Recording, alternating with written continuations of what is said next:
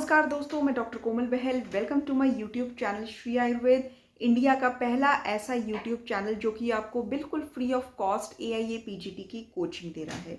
अभी तक हमारे एनाटमी एंड पैथोलॉजी के लेक्चर्स कंप्लीट हो गए हैं एंड अष्टांग हृदय अभी कंटिन्यूशन में है। दोस्तों, ये सारे आपको लेक्चर्स चाहिए या फिर आपने हमारा जो व्हाट्सएप ग्रुप ज्वाइन करना है जो कि फ्री ऑफ कॉस्ट आप ज्वाइन कर सकते हैं, जिसमें हम डेली जो हमारे लेक्चर्स हैं उसका अपडेट देते रहते हैं ताकि आपका कोई भी लेक्चर मिस ना हो। सबका लिंक आपको डिस्क्रिप्शन बॉक्स में मिल जाएगा। दोस्तों, इसके पिछले एपिसोड में मैंने आपको जो है अष्टांग हृदय का चैप्टर नंबर 6, ठीक है, वो पढ़ाया था। उसका पार्ट 1 पढ़ाया था, अन्न स्वरूप विज्ञानीय। अब उसको आगे हम कंटिन्यू करेंगे। फल वर्ग वगैरह सारा कुछ मैं आपको इस एपिसोड में बताऊंगी, इस क्लास में बताऊंगी। और आगे का जो पार्ट 2 का चैप्टर है, क्योंकि वो चैप्टर बहुत लेंदी था इसलिए उसको 2 पार्ट में मैंने डिवाइड किया है। पार्ट 1 मैंने इससे पहली क्लास में पढ़ा दिया है, उसका भी लिंक आपको डिस्क्रिप्शन बॉक्स में मिल जाएगा। पार्ट 2 जो है वो इस एपिसोड में हम पढ़ेंगे दोस्तों। उसमें जो है फल वर्ग, ठीक है, पढ़ेंगे और फिर बहुत सारे जो है औषधीय द्रव्य पढ़ेंगे। बहुत ही इजी वे में मैं आपको ये पढ़ाने वाली हूँ। कोई भी रट्टाफिकेशन जो है आपको नहीं करना पड़ेगा एंड बहुत ही प्रैक्टिकल वे में, इजी वे में जब कंसेप्ट्स जो है आपको अच्छे से समझ में आ जाएंगे तो आपको याद करने की ज़रूरत नहीं पड़ेगी एंड एग्ज़ाम में आपके क्वेश्चंस जो है बिल्कुल ठीक मार्क होने वाले हैं। तो दोस्तों चलिए स्टार्ट करते हैं ये चैप्टर। तो दोस्तों अब हम पढ़ेंगे फल वर्ग, ठीक है। जो फल वर्ग होता है उसमें इम्पॉर्टेंट चीज़ क्या है? सबसे पहले जो है द्राक्षा, जिसको आचार्य वाग्भट ने उत्तम फल माना है। चरक जी ने भी द्राक्षा को उत्तम फल माना है, जबकि सुश्रुत ने आंवले को उत्तम फल माना है, ठीक है। तो द्राक्षा उत्तम फल कहा गया है। ये शत क्षय में हितकर होता है, वात पित्त रक्त विकार नाशक होता है, एल्कोहलिक पर्सन में, ठीक है, मदात्य में ये हितकर होता है, ठीक है। तो कफ को छोड़कर बाकी सारे जो दोष होते हैं, वात होता है, पित्त होता है, ये इसमें हितकर है, रक्त में हितकर है, उत्तम फल माना गया है। मेन जो इसका की पॉइंट है कि इट इज़ उत्तम फल। दाड़िम, दाड़िम 2 प्रकार का होता है, मधुर और अम्ल, ठीक है। जो अनार होता है 2 प्रकार का होता है, मधुर और अम्ल। दाड़िम जो है रोचन दीपन करता है और ग्राही होता है। ये आप गैस भी कर सकते हैं, लेकिन आपने जो याद रखना है वो ये है कि ये 2 प्रकार का होता है, मधुर और अम्ल। एंड नेक्स्ट इसके जो बिल्व होता है। अब बिल्व में इम्पॉर्टेंट चीज़ क्या है ये देखते हैं। सबसे पहला पॉइंट है कि बिल्व 2 प्रकार का होता है, बाल मतलब कच्चा बिल्व और पक्व बिल्व, ठीक है। जो कच्चा बिल्व होता है ये दीपन करता है, कफ वात घन होता है, और जो पक्व बिल्व होता है वो दोषकर होता है, दोषों को बढ़ाने वाला होता है। तो इसमें क्वेश्चन कैसे आता है? सबसे पहला क्वेश्चन आता है कि कच्चा बिल्व हितकर होता है, मतलब प्रयोग में लाना चाहिए, कि पक्व बिल्व। तो इसमें जो आंसर है वो है कच्चा बिल्व, मतलब बाल बिल्व। क्वेश्चन ऐसे आता है कि मतलब 4 ऑप्शन दे देंगे, चारों में फल आपको बता देंगे, तो इनमें से कौन सा फल ऐसा है जो कच्चा प्रयोग करना चाहिए। तो उसमें ऑप्शन जो बिल्व होगा वो आपका सही आंसर होगा, ठीक है। दूसरा है कि जो बिल्व होता है ये कौन से दोषों का नाशक होता है। तो ये कफ और वातघन होता है, बाल बिल्व, ठीक है। नेक्स्ट इज जम्बू। जम्बू विषठंबी होता है, संग्राही होता है, मूत्रल होता है। सॉरी, मूत्रल नहीं होता, ये मूत्र और मल को रोकने वाला होता है और अकंठे होता है, मतलब कंठ के लिए, थ्रोट के लिए भी अच्छा नहीं होता, ठीक है। तो विषठंबी और संग्राही, मल मूत्र को रोकने वाला, ये चीज़ आपने ज़रूर याद रखनी है। Next is आम्र। आम्र में अब जो कच्चा आम है, ठीक है, और पक्व आम है, तो दोनों में से जो अच्छा है, बेहतर है, वो पक्व आम अच्छा है, ठीक है। बाल आम्र, बाल आम्र जो है वात और पित्तकर होता है, रक्त दूषक होता है, ठीक है। तो वात पित्त इन दोनों को भी प्रकोपित करता है, रक्त को भी दूषित करता है जो कच्चा आम होता है, जो अम्बियाँ होती हैं, ठीक है। पक्व आम जो होता है वो वात शामक होता है, वात शामक होता है। भल्लातक, भल्लातक की जो त्वचा होती है, ठीक है, बाहरी जो छिलका होता है और इसका पल्प होता है, गुदा होती है, वो तो मधुर है, भृंगणीय है, ठीक है, शीतवीर्य है। लेकिन इसकी जो अस्थि होती है, ठीक है, इसकी जो गिटक होती है वो अग्निसम, ठीक है, अग्नि को सम करने वाली मेध्य होती है, कफ वात हर होती है। तो ओवरऑल वैसे तो त्वचा और गुदा भी अच्छी है, भृंगणीय, मधुर, शीतवीर्य, ठीक है। और अस्थि जो है वो ज़्यादा बेहतर मानी गई है क्योंकि मेधे भी है और कफ वात को हराने वाली भी है, ठीक है। और अगर हम इस चीज़ पे और मैं आपको बताना चाहूँ तो एक पॉइंट और है कि जो भल्लातक होता है वो आचार्यों ने बताया है कि सभी प्रकार के कफ रोगों का शत्रु होता है। मतलब कोई भी ऐसा कफ रोग नहीं है जो भल्लातक से ठीक ना हो। ये क्वेश्चन पहले से कितनी बार आ चुका है कि कफ का शत्रु कौन है कफ रोगों का, तो वो है भल्लातक। लकुच, लकुच जो है निकृष्ट है, सबसे अहितकर है, सर्वदोष हर होता है, सॉरी सर्वदोष कर होता है, ये करेक्ट कर लीजिए, सर्वदोष कर होता है, ठीक है। नेक्स्ट इस मातुलुंग, मतलब कि जो नींबू होता है, नींबू की त्वचा तो कटु तिक्त होती है, वात नाशक होती है। और नींबू का जो मांस होता है मतलब पल्प होता है वो मधुर है, भृंगणीय है। तो मधुर भृंगणीय मतलब कि कफ को बढ़ाने वाला, तो ऑब्वियसली वात और पित्त को हरने वाला होता है, ठीक है। त्वचा कटुतिक्त है, इससे ऑपोजिट इसका मांस जो है मधुर भृंगणीय है, ठीक है। त्वचा जो है वो वात नाशक होती है। इसीलिए आपने कई जगह पर पढ़ा भी होगा, ठीक है। नहीं भी पढ़ा तो मैं आपको बता देती हूँ, जैसे कि कई प्रकार के जो तेल होते हैं, जैसे घुटनों में दर्द है, ये शरीर के किसी भी हिस्से में दर्द है, मसल पेन है, तो उसमें क्या करते हैं कि एक तिल का तेल ले लेते हैं, उसमें नींबू के छिलके डाल देते हैं, बाकी एंटी इन्फ्लामेटरी हल्दी वगैरह डाल लेते हैं, मेथी के दाने डाल देते हैं। तो ये चीज़ें डाल के रखते हैं और कुछ दिन बाद, ठीक है, जब नींबू का छिलके का रस उसमें मिल जाता है तेल में, तो वो उस तेल की मालिश करते हैं। वो उसका रीज़न यही है कि वो पेन को और इन्फ्लामेशन को ख़त्म करता है। क्यों? क्योंकि छिलका जो होता है कटुतिक्त होता है, लेकिन कटुतिक्त होते हुए भी वो वात का नाश करता है, पेन का नाश करता है। तो इससे आपको याद रहेगा कि इसकी जो त्वचा है वो कटुतिक्त होती है, वात नाशक होती है। इसका मांस जो है इसके ऑपोजिट मधुर भृंगण होता है और वात पित्त हरने वाला होता है। केसर, जितने भी रेस्पिरेटरी प्रॉब्लम्स हैं, कास है, श्वास है, हिक्का है, ठीक है, इन सब का नाश करता है। अर्श का नाश करता है, शूल का नाश करता है, मंद अग्नि नाशक होता है, ठीक है। केसर ये जैसे कि आप ऐसे याद रख सकते हैं कि केसर कश्मीर का ओरिजिनल होता है, तो वहाँ पे बहुत ठंड पड़ती है, ठीक है। तो वहाँ पे लोग इसको अलग अलग फूड आइटम्स में मिक्स करके जो है उसको लेते हैं, ताकि वो वहाँ पे इतनी ठंड में जो रेस्पिरेटरी प्रॉब्लम्स होती है, ब्रोंकाइटिस है, कास श्वास है, ठीक है, वो ठीक हो जाए। तो इससे आप याद रख सकते हैं, जस्ट याद रखने के लिए मैं आपको एक एग्जांपल दे रही हूँ, ठीक है। तो केसर कास श्वास हिक्का नाशक होता है, अर्श शूल में और मंद अग्नि में भी ये अच्छा काम करता है।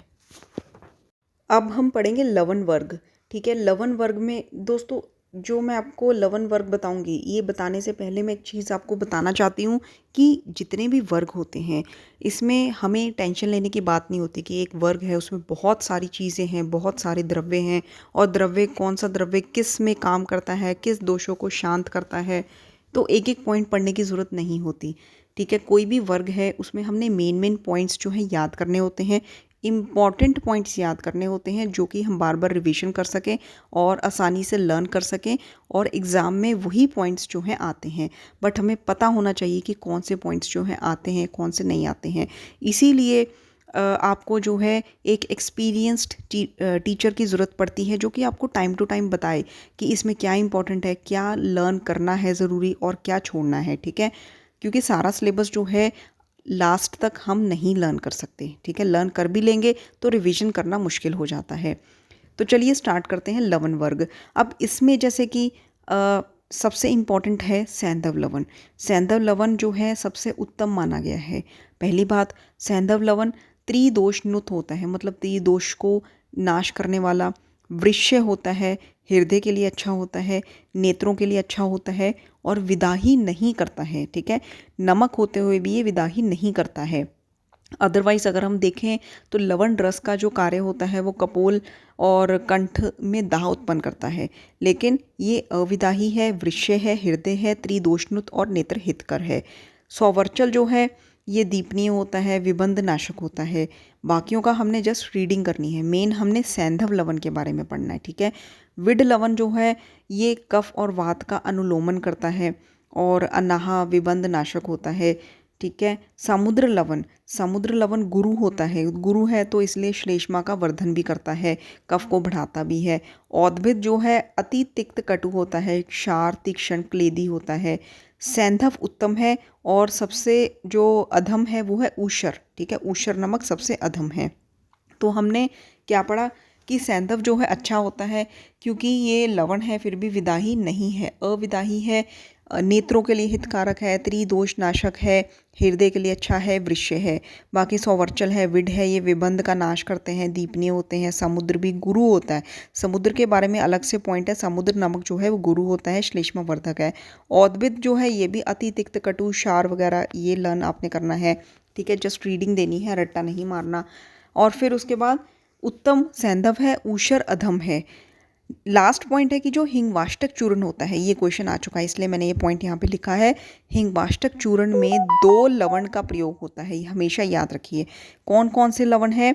एक सैंधव है और दूसरा सौवर्चल है। सैंधव सौवर्चल ये दोनों लवण का प्रयोग हिंगवाष्टक चूर्ण के निर्माण में किया जाता है।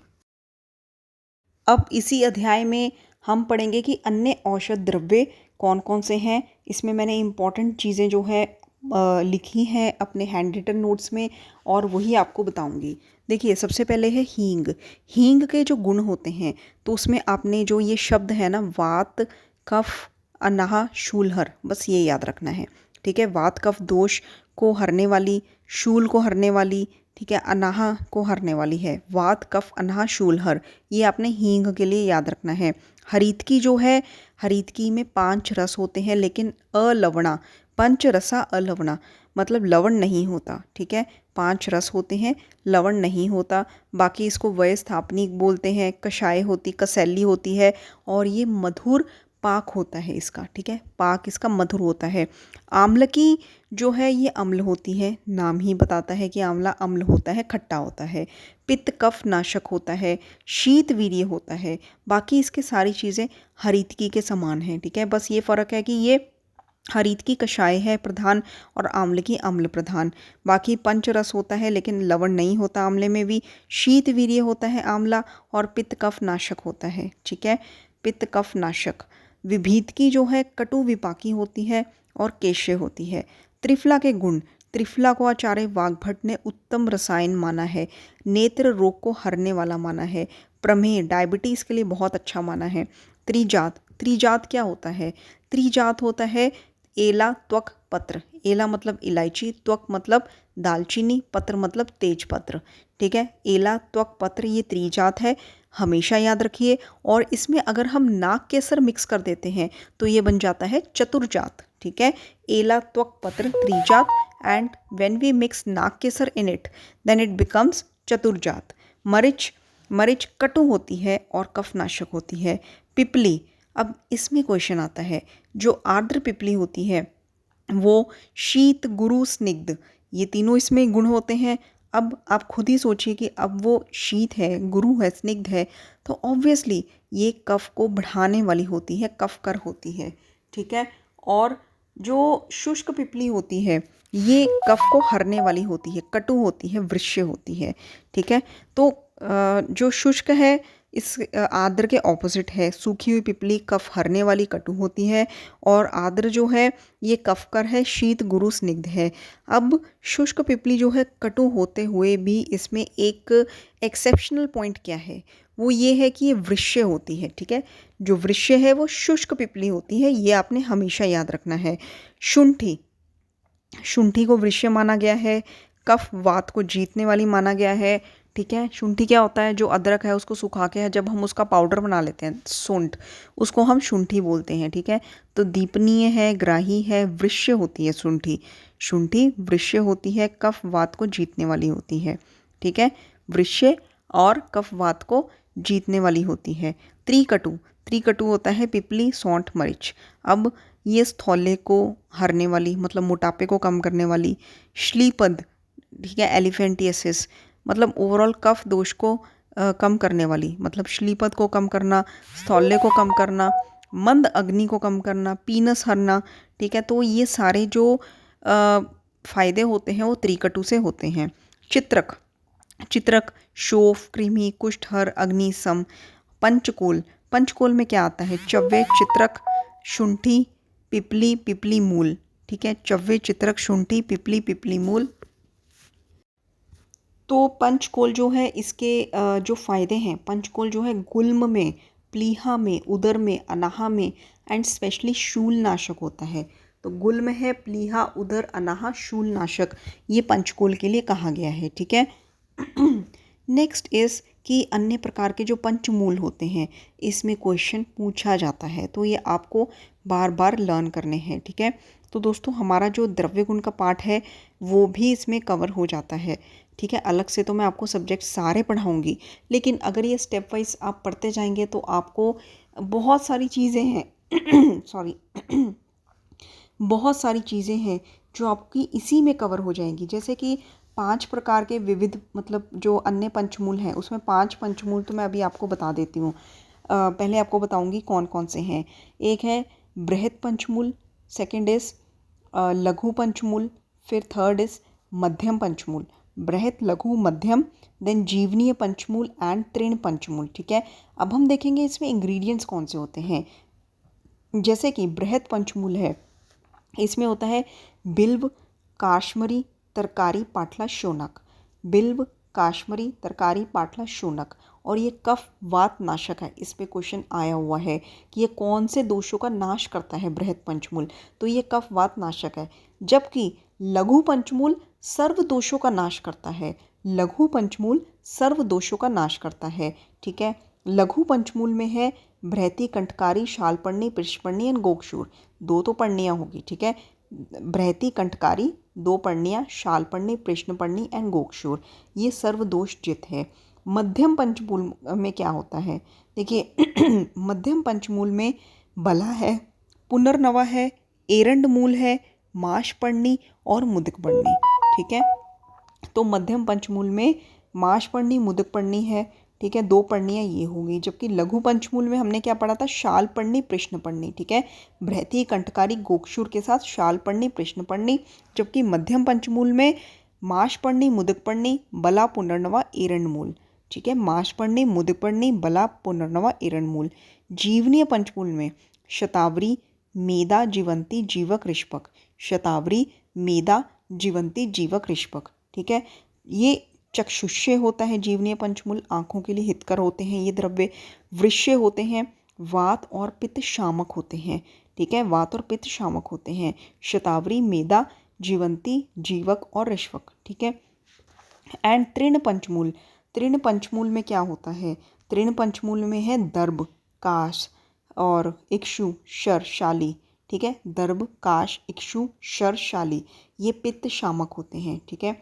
दर्भ, काश, इक्षु, शर, शाली, ये पित्त शामक होता है जो तृण पंचमूल होता है, ठीक है।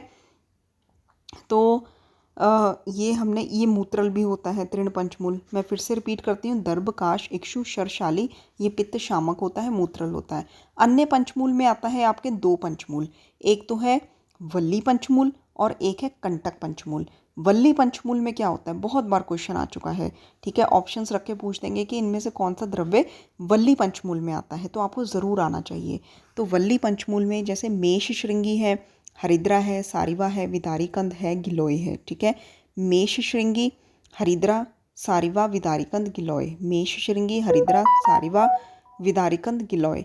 और कंटक पंचमूल जो है, इसमें जो कांटे वाले द्रव्य होते हैं वो आते हैं, जैसे गोक्षूर है, करमर्द है, शतावरी है, कटसरैया है और अहिंस है, ठीक है। गोक्षूर, करमर्द, कटसरैया, शतावरी और अहिंस, ठीक है।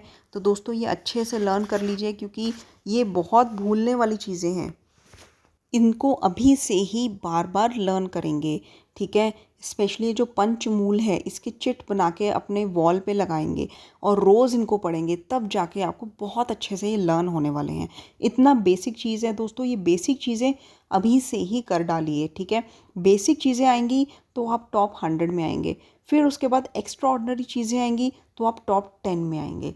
दोस्तों ये मेरा वादा है कि अगर आप स्टेप बाय स्टेप जो मैं पढ़ा रही हूँ ये पढ़ते जाएंगे और रिवीजन करते जाएंगे, वीकली टेस्ट देते जाएंगे, तो आप टॉप 10 में आएंगे। क्योंकि I am covering each and every point of the syllabus, I am covering each and every key point, I am covering each and every important point of the syllabus. कुछ भी मैं जो इम्पॉर्टेंट चीज़ है वो नहीं छोड़ रही हूँ, ठीक है। एंड जल्द ही आपको ये हैंड रिटन नोट्स भी साथ के साथ ही मिलते भी जाएंगे। वो कैसे मिलेंगे उस पे मैं अलग से वीडियो बनाऊंगी। तब तक के लिए धन्यवाद।